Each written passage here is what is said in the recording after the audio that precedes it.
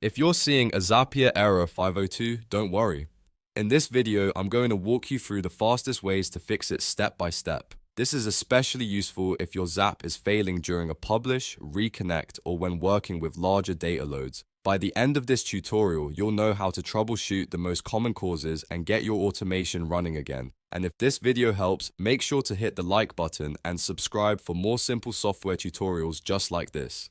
Let's jump in. First, go to Zapier and sign in to your account. Once you're inside the dashboard, click on Assets. From there, select Zap Workflows. This will take you to the list of your existing Zaps so you can find the one that is causing the error. Now click on the specific Zap that is throwing the 502 error. This is the workflow we need to inspect and fix. One of the most common fixes is to disconnect and reconnect your app account. In many cases, a 502 error happens because Zapier has lost a valid connection, the authentication token has expired, or the app connection needs to be refreshed. So inside the Zap, find the connected app account, disconnect it, and then reconnect it again using the correct login details. Make sure the connection is fully restored before moving to the next step. Next, check that your user account actually has the correct permissions in the target app. This is a very important step that many people overlook. Your account needs admin access or at least write access, depending on the app and the action your Zap is trying to perform. If you only have read-only access or limited permissions, Zapier may fail when it tries to send data. So verify the permissions in the destination app and make sure the account can create, edit, or update records as needed.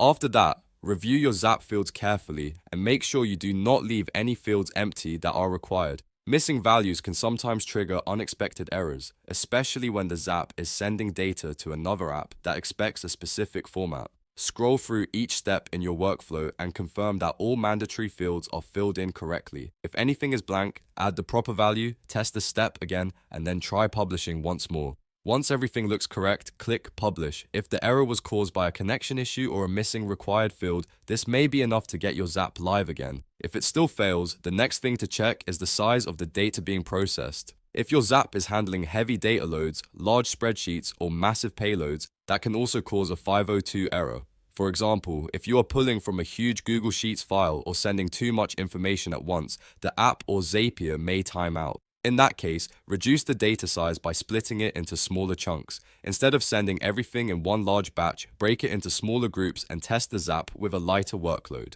This often makes the automation much more stable. Another useful step is to check whether the app itself is having problems. Visit the status page of the specific app you are using and see if there are any outages or service disruptions. You can also go to downforeveryone or justme.com and check whether the app appears to be down for everyone or if the issue is only on your side. This is a quick way to rule out a temporary service problem. You should also visit status.zapier.com and check Zapier's own status page. If Zapier is experiencing an incident, delay, or partial outage, that could explain why your workflow is returning a 502 error. In that case, the best solution may simply be to wait until the service is restored and then try again. So to recap, the main fixes are: reconnect the app account, make sure your permissions are set correctly, don't leave required fields empty, reduce large data loads into smaller chunks, and check both the app status and Zapier status pages. These steps solve a lot of 502 issues very quickly. If this tutorial helped you fix the problem, please hit like and subscribe for more easy troubleshooting guides.